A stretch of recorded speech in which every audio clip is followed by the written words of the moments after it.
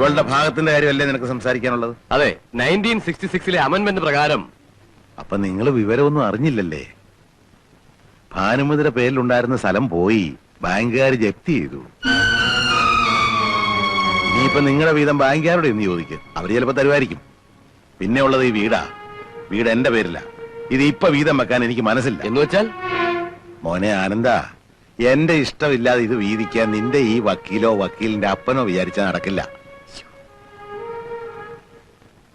എന്റെ മോളെ കെട്ടണമെന്ന് പറഞ്ഞ് ഞാൻ നിന്റെ പിന്നാലെ വന്നു. നിനക്കൊരു ഭാര്യയും കുടുംബവും ഉണ്ടാവണമെന്നുള്ളത് നിന്റെ ആവശ്യമായിരുന്നു. ഇവളല്ലായിരുന്ന വേറൊരുത്തെ നീ കെട്ടുകയും ചെയ്യുമായിരുന്നു അല്ലേ? ഞാനുമായിട്ട് ഒരു ബന്ധവും ഇല്ലാത്ത നിനക്കൊരു കുടുംബം ഉണ്ടാകാൻ വേണ്ടി എന്റെ സമ്പാദ്യത്തിന്റെ ഒരു വലിയ ഭാഗം ചെലവഴിച്ചവനാ ഞാൻ. ആ കുറ്റത്തിനാണോ നീ ഇപ്പൊ എന്നെ ശിക്ഷിക്കുന്നത്?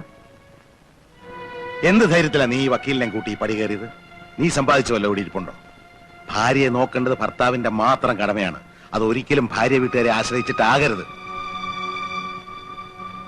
നിനക്കും ഉണ്ടല്ലോ മോളെ 2 കുഞ്ഞുങ്ങള്.